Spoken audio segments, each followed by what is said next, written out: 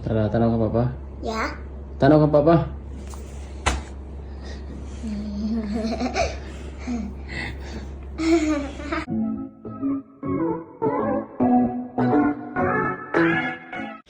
Andy Eigenman sumaglit lang sa Manila at parang ginawa lamang palengke ang paglipad sa syudad. Kasama ang kanyang dalawang anak na sina Lilo at Kowa, nakipagkita sila sa buong Eigenman family.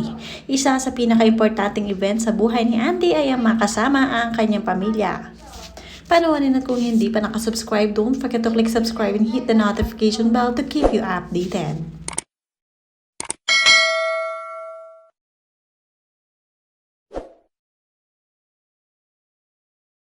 Muli ay nagkaroon ng pagkakataon na makabanding ni Andy ang kanyang panganay na si Ellie na nakabase nga sa Manila kasama ng kanyang daddy Jake Ejercito. Isa nga sa paboritong moment ni Andy ay palaging kumpleto ang kanyang pamilya, lalong-lalo na ang panganay na anak na nakakasama niya, kasama rin sina Lilo at Kowa. Ibang-iba na rin kumilos ngayon si Ellie dahil kitang-kita naman na talagang nagdadalaga na rin siya. Marami nga ang natutuwa dito dahil nga napakaganda nga rin ni Ellie, lalo na ngayon na talagang nagdadalaga na ito, na iiba ang kanyang itsura. Talagang nagmamature. At ngayon nga ay kasama ni Ellie ang kanyang dalawang kapatid na sina Lilo at Kowa. Siya mismo ay nagbabantay dito at nagke-care nga itong si Ellie. Sulit na sulit nga ang pagbabakasyon nito si Andy Eigenman sa Manila dahil nga nakipagkita siya side by side ng kanyang pamilya. Ang una nga ay side ng kanyang daddy Mark Hill at ang sumunod naman ay nakipagkita rin siya sa side ng kanyang mommy Jacqueline Jose. Marami nga nagmamahal kay Andy Eigenman. Magkabilang side ay welcome na welcome ito si Andy. Anytime na lumuwas siya ng Manila ay talaga naman nagbibigay ng oras ang mga kapatid niya at ang kanyang mga lola. At ganoon din ang kanyang mga tito. Syempre dahil nga si Andy ay ulila na nga rin na lubos, kaya naman talagang nagke-care silang mabuti sa pamilya ni Andy, lalong-lalo na sa mga anak nito.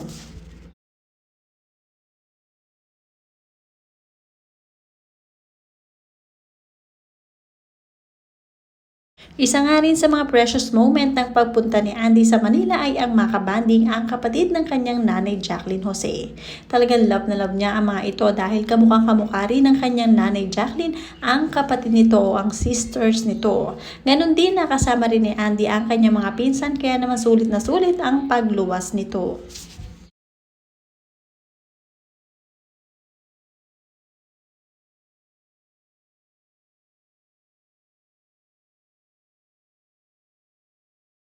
At talagang hindi umuwi sina Andy sa isla hanggang hindi nakakapanood ng mga sine ang kanyang mga anak. Talagang binagbigyan ni Andy ang mga ito na makapanood ng paborito na lang, Lilo and Stitch. Talagang bagay na bagay din sa pangalan nitong si Lilo dahil nga Lilo and Stitch ang title ng movie na kanilang pinanood.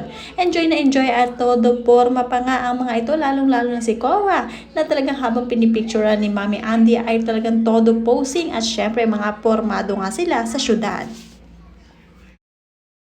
Marami nga ang nag-abang sa Lilo and Stitch the movie, kaya naman talagang inabangan ito at pinuntahan ni na Andy sa Manila.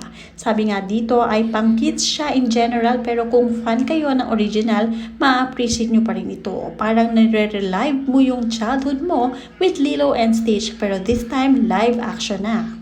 Ang sarap iuwi nung dalawa, lalo na si Stitch. Sobrang cute ng palabas. Pero ang dami ring heartfelt moments, lalo na about family, kaya medyo mapapaiyak ka rin. Ang pinaka nagustuhan dito ay yung balance of comedy and drama, yung VFX team din, solid talaga. Hindi awkward si Stitch, and all throughout the film, mukha lang talaga siyang asong blue. Ang galing. Kaya naman gustong-gusto rin ito ni na Andy.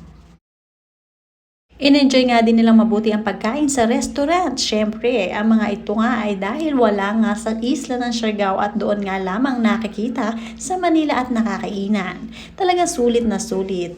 At babalik-balikan talaga ni na Andy ang syudad dahil nga gustong-gusto rin ng kanyang mga anak dito, lalong-lalo na ang mga pagkain na wala sa isla ng Siargao. Hinahayaan nga din ni Andy na makapaglaro ang kanyang mga anak sa playground sa Manila. Hinahayaan din niya ito na kahit madumihan ay ayos lamang dahil part ito ng paglaki nila. Saglit na saglit nga lang sina Andy sa Manila, pero siguradong mamimiss nila ang moment na ito at talagang babalik nga ang mga ito muli. May inasikaso lang importante itong sina Andy, kaya naman talagang kahit na malayo sila nakatira sa isla pa ng Siargao ay talagang lumipad pa sila pa Manila. Nagkataon nga rin na meron silang okasyon na inatinan at ito nga ay okasyon kung saan birthday ng kanyang tito na Michael de Mesa. Dumarami na nga rin ang Eigenman Bulilit, kaya naman talagang enjoy sina Lilo at Kowa sa pakikipaglaro sa mga ito at talagang jive na jive sila. Very jolly at friendly talaga ang Eigenman family, kaya naman hanggang sa mga bata ay nadadala nila ang ugali ng mga ito. Siguradong mamimiss ang isa't isa lahat ng ginagawa nilang activity sa Manila na hindi nila nagagawa sa isla ng Siargao.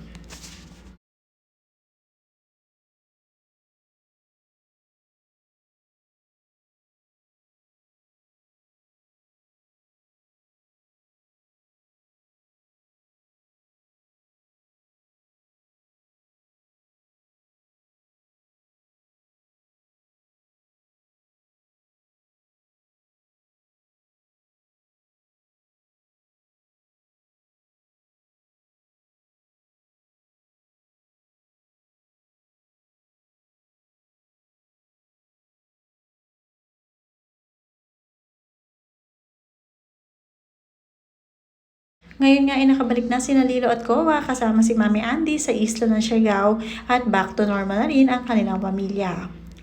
Agad nga na sumabak itong si Lilo sa kanyang training sa pagiging gymnastic at ito nga ngayon ang kanilang kinakarir. Hindi naman din nahihirapan itong si Lilo sa pagtatraining sa pag-gymnast dahil nga batak na batak din siya sa pagtatraining sa surfing, kaya naman maganda ang kanyang balancing. Natutuwa rin sa kanya ang coach dahil hindi nga mahirap turuan itong si Lilo. Madali nga talagang i-enhance ang skill ni Lilo dahil nga sumusunod ito.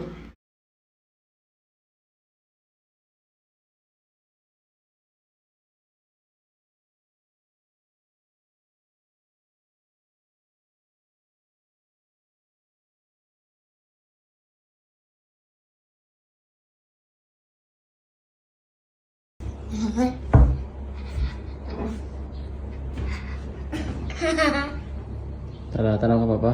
Yeah? Tanong ka papa.